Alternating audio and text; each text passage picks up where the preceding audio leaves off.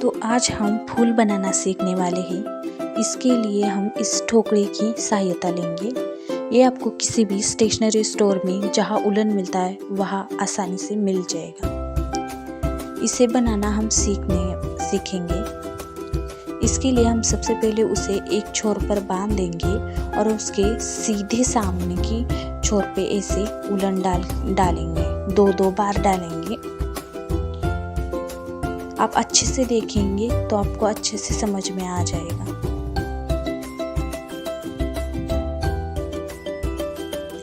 इसे बनाने का पूरा वीडियो देखिए ताकि आपको अच्छे से समझ में आएगा, वरना आपको समझ में नहीं आएगा।